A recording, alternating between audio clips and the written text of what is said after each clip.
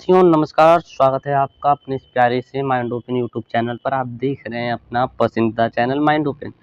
जैसा कि आज हम आप लोग भी थंबनेल में देखे ही होंगे कि बायोलॉजी का वन शॉट रिवीजन होने वाला है। जैसे कि यह रेलवे सामान्य विज्ञान है, जो आपके एग्जाम के लिए काफ़ी महत्वपूर्ण प्रश्न है। सिर्फ आपको वन लाइनर दिखेंगे, एक मस्त ज़बरदस्त प्रश्न दिखेंगे जो एग्ज़ाम में आने के चांस होंगे। और जाहिर-सी बात है कि एग्ज़ाम में आएगा ही आएगा, क्योंकि ये रेलवे से संबंधित ही प्रश्न हैं। रेलवे के एग्ज़ाम में जो पूछे गए प्रश्न उन्हीं का हम लोग आज रिवीजन करने वाले हैं। तो आएगा तो फिक्स ही है। तो प्यारे साथियों, आप लोग ध्यान से मन लगाकर पूरा फुल वीडियो वॉच ज़रूर कीजिएगा। तो चलिए स्टार्ट करते हैं बिना देरी किए। हेपेटाइटिस यकृत का एक रोग है। हेपेटाइटिस जो है यकृत का क्या है प्यारे साथियों, एक रोग है। ठीक है, याद रखेंगे। हिप्पोक्रेटस को चिकित्सा शास्त्र का जनक कहा जाता। हिप्पोक्रेटस को चिकित्सा शास्त्र का जनक कहा जाता है, याद रखेंगे। क्रोमोसोम शब्द का प्रयोग 1888 ईस्वी में डी वाल्डेयर ने किया था। क्रोमोसोम जो शब्द का प्रयोग किए थे वो डी वाल्डेयर ने किए थे, याद रखेंगे। और हम लोग आगे बढ़ते हैं। ठीक है, देखिए एड्स की खोज सर्वप्रथम यूएसए में माइकल गोटलीब के द्वारा 1981 में हुई थी। इसमें देखिए कितना प्रश्न मिला। एड्स की खोज कहाँ पर हुई थी, तो यूएसए में हुई थी। एक प्रश्न किसने किया था, तो याद रखेंगे माइकल गोटलीब ने। ठीक है, कब किए थे, तो 1981 में। तो एक क्वेश्चन से आपका तीन तीन प्रश्न तैयार हो रहा है। देखिए कितना मस्त है। ठीक है, आगे देखते हैं। टिटनेस रोग क्लास्ट्रीडियम टिटेनी नामक बैक्टीरिया से होता है। जो टिटनेस रोग होता है वो कैसे होता है, तो याद रखेंगे क्लास्ट्रीडियम टिटेनी नामक रोग से होता है, बैक्टीरिया से होता है। ठीक है, याद रखेंगे। पीयूष ग्रंथि मस्तिष्क की अधर तल में स्थित है। याद रखिए, काफी मस्त और काफी इंपॉर्टेंट क्वेश्चन है। जो पीयूष ग्रंथि वो मस्तिष्क में कहाँ स्थित है, तो अधर तल में स्थित है। कहाँ पर प्यारे साथियों, अधर तल में स्थित है। ठीक है, थायराइड ग्रंथि गर्दन में ट्रेकिया और लैरिस के अधरतल पर स्थित होता है। थायराइड जो ग्रंथि वो गर्दन में स्थित होता है। पहला क्वेश्चन कहाँ पर, ट्रेकिया और लैरिंस के अधरतल पर स्थित होता है, याद रखेंगे। काफी मस्त भी क्वेश्चन मिल रहे हैं आपको। ठीक है, पीयूष ग्रंथि का भार कितना होता है, तो 0.6 ग्राम होता है। 0.6 ग्राम पीयूष ग्रंथि का भार होता है। प्यारे साथियों, क्वेश्चन मस्त है और जबरदस्त है। इसे अपने दोस्तों के साथ भी इस वीडियो को साझा कीजिए। आप अपने दोस्तों तक इस वीडियो को पहुंचाने का प्रयास कीजिए। ठीक है, आगे देखते हैं। सेरिब्रम का कार्य बुद्धिमत्ता, याददाश्त, चिंतन, इच्छा शक्ति आदि को नियंत्रित करना होता है। तो जो याददाश्त क्षमता होता है, जो चिंतन करते हैं, जो बुद्धि होती है, इच्छा जो शक्ति होती है, वो क्यों नियंत्रित करता है, सेरिब्रम करता है। ठीक है, प्लिया जिसे इंग्लिश में स्प्लीन को आरबीसी का कब्र कहा तथा ब्लड बैंक कहते हैं। याद रखिएगा, दो क्वेश्चन पूछा जाएगा कैसे। आरबीसी का कब्र कहा किसे कहते हैं, तो याद रखेंगे प्लिया को कहते हैं। ब्लड बैंक किसे कहते हैं, आरबीसी का ब्लड बैंक तो प्लिया को कहते हैं, याद रखेंगे। ठीक है, हर तरफ से कैसा भी क्वेश्चन आए उसको फोड़ कर आना है प्यारे साथियों। ठीक है, आगे देखते हैं। रक्त का तरल भाग क्या कहलाता, प्लाज्मा कहलाता है। रक्त का तरल भाग क्या कहलाता है प्यारे साथियों, प्लाज्मा कहलाता है, याद रखेंगे बिल्कुल। पित्त रस का पीएच मान कितना होता है, तो 7.5 होता है। पित्त रस का पीएच मान 7.5 होता है, आप लोग याद रखेंगे।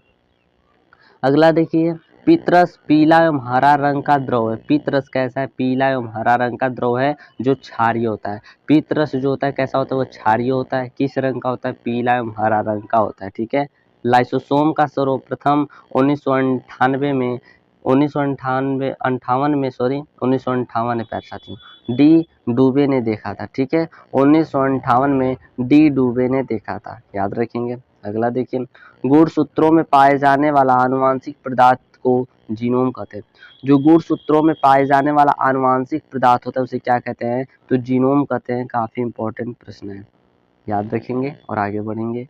देखिए, सबसे छोटा पक्षी हमिंग बर्ड है। आप लोग जानते भी होंगे, नहीं जानते तो जान लीजिएगा। सबसे छोटा पक्षी क्या होता है, हमिंग बर्ड होता है।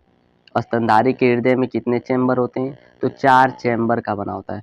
जो स्तनधारियों का हृदय होता है कितना चैम्बर, 4 चैम्बर होता है। ठीक है, आगे देखेंगे।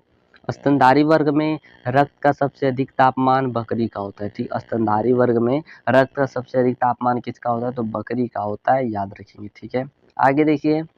प्लाज्मा पचे हुए भोजन एवं हार्मोन का संवहन करता है। तो प्लाज्मा किसका संवहन करता है? तो पचे हुए भोजन एवं हार्मोन का संवहन करता है। ठीक है। हीमोग्लोबिन की कमी से एनीमिया नामक बीमारी होती है। मस्त प्रश्न है, जबरदस्त प्रश्न है। प्यारे साथियों, अगर आपको वीडियो पसंद आ रहा हो तो वीडियो को लाइक कर दीजिए।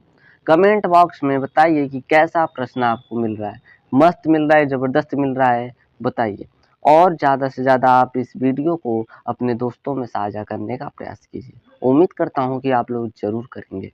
और चैनल से अभी तक ज्वाइन नहीं हुए हैं तो चैनल को सब्सक्राइब कर चैनल से तुरंत ज्वाइन हो जाइए, क्योंकि इसी प्रकार के हर वीडियो पाने के लिए आप तुरंत तैयार हो जाएंगे, क्योंकि आपके मोबाइल पर सर्वप्रथम नोटिफिकेशन चला जाएगा। ठीक है। देखिए, हीमोग्लोबिन की कमी से एनीमिया नामक बीमारी होती है। मनुष्य के आहार नाल की कुल लंबाई लगभग 30 से 32 फीट होती है। 30 से 32 फीट होती है। इंसुलिन की खोज वेंटिंग ने 1921 में की थी। याद रखेंगे, इंसुलिन की खोज प्यारे साथियों वेंटिंग ने की थी। इंसुलिन की खोज वेंटिंग ने 1921 में किए थे। ठीक है। इंसुलिन रक्त में शर्करा का मात्रा को नियंत्रित करता है। जो इंसुलिन होता है साथियों, वह रक्त में शर्करा की मात्रा को नियंत्रित करता है। ठीक है साथियों, आगे बढ़ते हैं। देखिए, सेरिबेलम मस्तिष्क का दूसरा बड़ा भाग है, जो शरीर को संतुलित तथा मांसपेशियों के कार्यों को नियंत्रित करता है। याद रखेंगे, सेरिबेलम जो है मस्तिष्क का दूसरा सबसे बड़ा भाग है। ठीक है, जो शरीर को संतुलित तथा मांसपेशियों के कार्यों को नियंत्रित करता है। ठीक है प्यारे साथियों, आगे बढ़ते हैं। प्रोटीन का नामकरण सर्वप्रथम मुल्डर ने 1840 में किया था। मुल्डर, याद रखेंगे, मुल्डर भाई को 1840 में किए थे। ठीक है, आगे बढ़ते हैं। कैंसर बीमारियों का एक जटिल समूह है जो शरीर के कई भागों को क्या करता है प्यारे साथियों? प्रभावित करता है। तो उम्मीद करता हूँ समझ में आ रहा होगा। आगे बढ़ते हैं। कोबाल्ट 16 का प्रयोग कैंसर से पीड़ित रोगियों के उपचार के लिए किया जाता है। पता होगा आपको, नहीं पता है तो याद रखिएगा।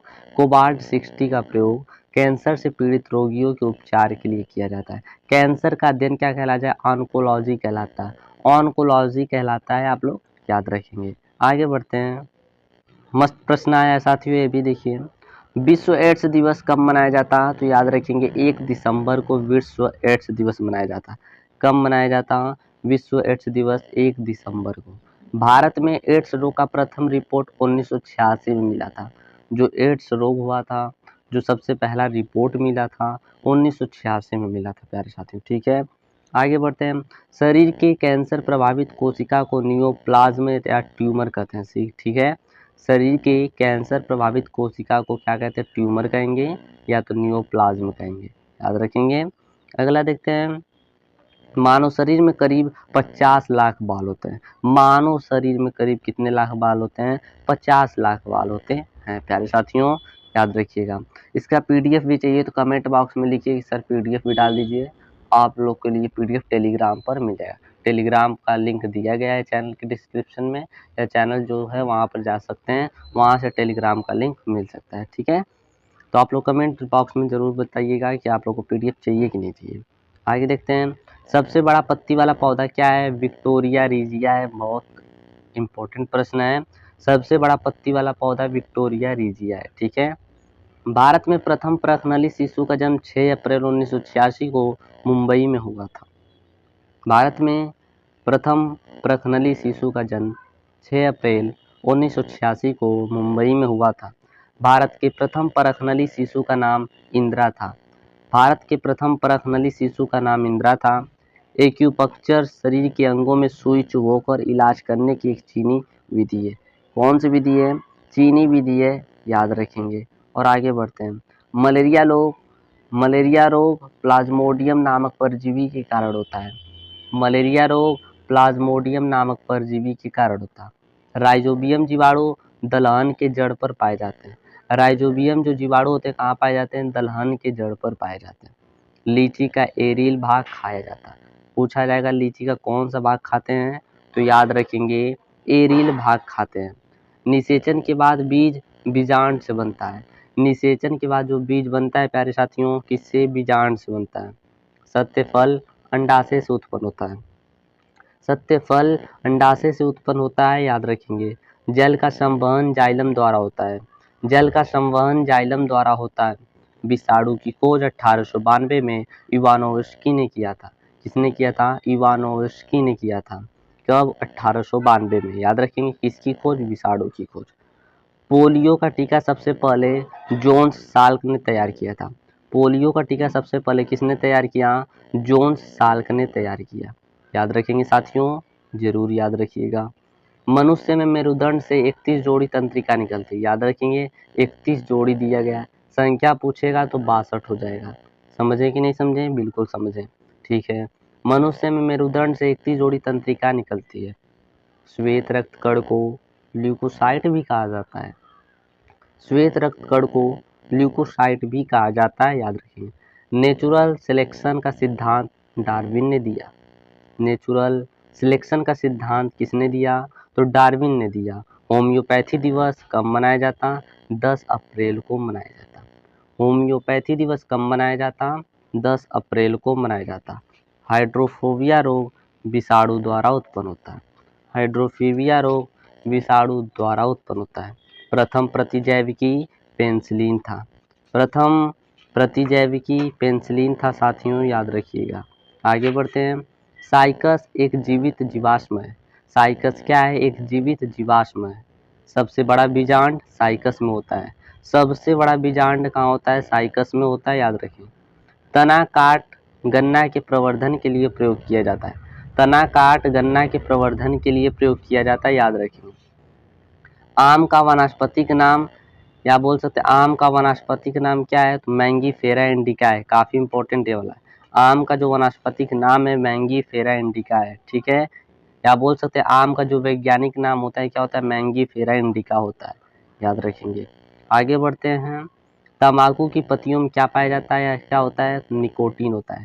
तंबाकू की पत्तियों में निकोटीन होता है। उत्परिवर्तन का सिद्धांत ह्यूगो डी ब्रीज ने दिया था। याद रखेंगे।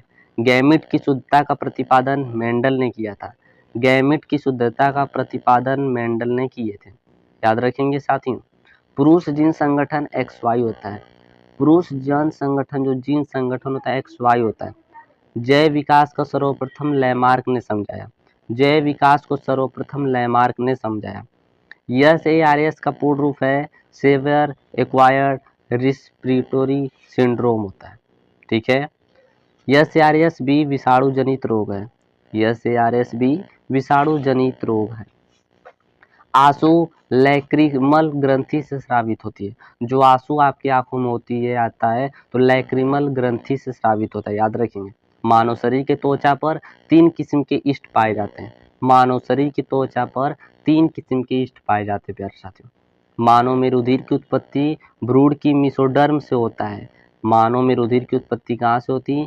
भ्रूण के मेसोडर्म से होती है। मानव शरीर में 24 तत्व होते हैं जिसमें हाइड्रोजन सबसे अधिक होता है। उसका मात्रा कितना होता है? तो 63% होता है। याद रखेंगे। और आज का लास्ट प्रश्न, रक्त में घुला हुआ कैल्शियम मस्तिष्क में स्थित निद्रा केंद्र को नियंत्रित करता है। रक्त में घुला हुआ क्या? कैल्शियम मस्तिष्क में स्थित निद्रा को केंद्र को नियंत्रित करता है। तो उम्मीद करता हूँ साथियों जितने भी आज हम लोग प्रश्न किए काफ़ी मस्त रहे होंगे आपके लिए, ज़बरदस्त रहे होंगे और आपको मज़ा भी आया होगा पढ़ने में। अगर वीडियो पसंद आया तो वीडियो को लाइक करके जाइएगा। कमेंट बॉक्स में बताइए कि PDF चाहिए कि नहीं चाहिए। तुरंत आपको मिल जाएगा टेलीग्राम चैनल पर। ज्वाइन हो जाइएगा टेलीग्राम चैनल पर और अपने दोस्तों के साथ इस वीडियो को साझा ज़रूर कीजिएगा। धन्यवाद। मिलते हैं फिर हम नेक्स्ट वीडियो में।